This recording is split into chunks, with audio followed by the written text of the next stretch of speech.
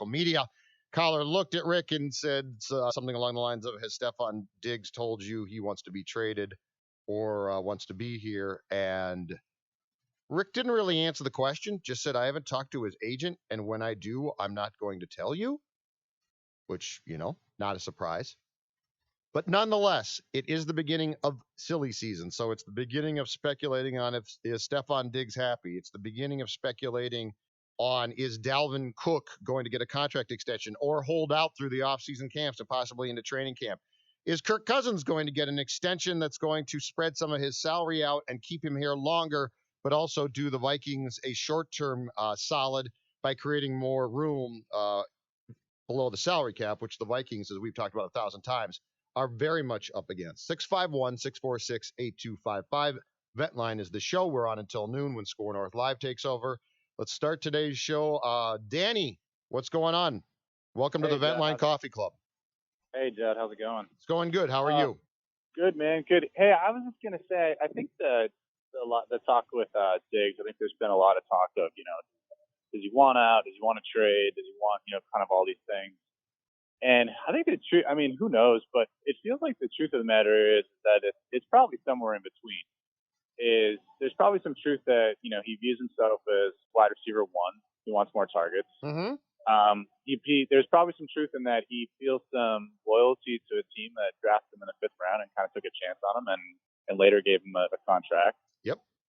There's probably some truth in the fact that that he's maybe kind of mixed on Kirk, kind of maybe doesn't love him, but also recognizes that his downfield accuracy is actually very good when he gets protection. He went out, Diggs went out of his way in press conferences even this year to say, hey, like, you guys are too hard on Kirk. He's doing great. Yes. So it's very easy to kind of say, well, it's this or it's that, or he wants out or he wants to trade. And the truth of the matter is, it feels like it's probably somewhere in between all of that. Is that it's not really maybe one thing overwhelming. And then the other quick thing I was going to say is on the Cousins contract.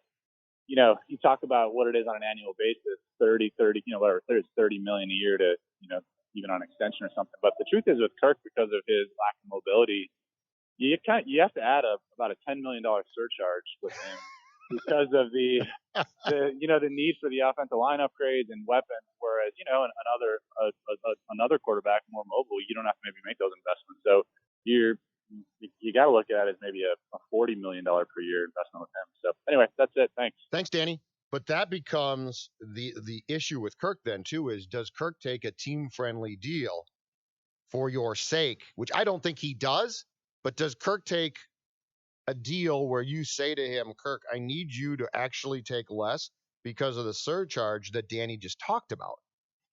And to go back to Danny's point just now about Diggs' targets, I think we might have figured out, well, there's a multitude of reasons potentially, but I think we might have figured out a big one as far as why the cryptic tweets. 2018, Stefon Diggs, 102 catches, 149 targets. 2019, and keep in mind too, the stats I'm about to give you now compared to 149 for targets and 102 for catches comes in a year where Stefon Diggs was without Adam Thielen because the Vikings were, I believe it was the hamstring issue for Thielen that cost him several games. The targets from 18 to 19 as a Viking went from 149 to 94.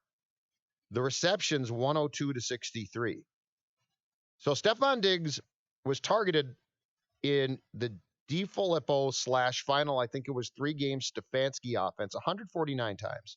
Kubiak Stefanski then in 2019 took that down to 94 targets. So he had 8 fewer targets in 2019 than he did receptions in 2018 because that went from 102 in 2018 to 63 in 2019. So this is not a Kirk problem. This is not, now, does he watch Patrick Mahomes? Yes, obviously. But I don't think this is a Kirk gripe. If Stefon Diggs truly has a problem, it's a scheme gripe. It's the fact that he knows that his head coach and now his full-time OC and Gary Kubiak absolutely loves to run the football. 651-646-8255. Let's go to Alec. Alec, welcome to the Coffee Club. How are you? I'm good. How are you? Outstanding. All right. So, I agree with you. I think I think it is a scheme problem, but I still think, as I've been saying for a while, I do still think it has a little bit to do with Kirk. I mean, you look at these guys' personalities, and they probably couldn't be more opposite, right? I mean, Kirk, for all we know, Kirk kind of seems like at best, aw shucks, if we win, great. If we don't, that's okay. I'm still the richest man on the team. I mean, and You like that? You like that? Come on, yeah, man. You can be wired real tight at times, Alec. See, that's the thing.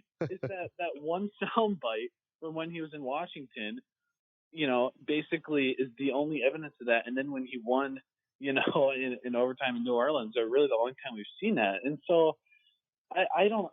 But then you look at Diggs and Thielen; these are guys that wear their heart on their sleeve and are, very intense, very passionate. So I could see there being sort of a personality clash there. And it's part of the reason why, you guys were talking about, Kirk's contract, thing. I could see the tipping point for whether or not Diggs wants to stay or go is based on whether or not Kirk gets an extension or not. I really think it could depend on that. He's saying, hey, if Kirk's going to be here long term, maybe. Alec, let's rank if Diggs has problems here, okay?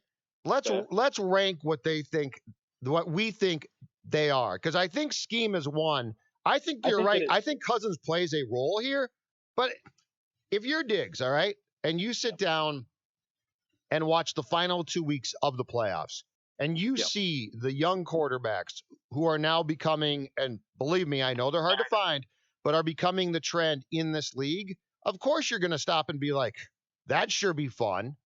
Right. But that's why I think it's number two. But I think it's number one behind scheme because of this. The scheme has to give you, when you sign this contract, you felt that you were in a position to be in a scheme at that time that made a lot of sense for, let's say, 2018, 19, and beyond. So at the very best, if Kirk is a problem, it's a combination of things.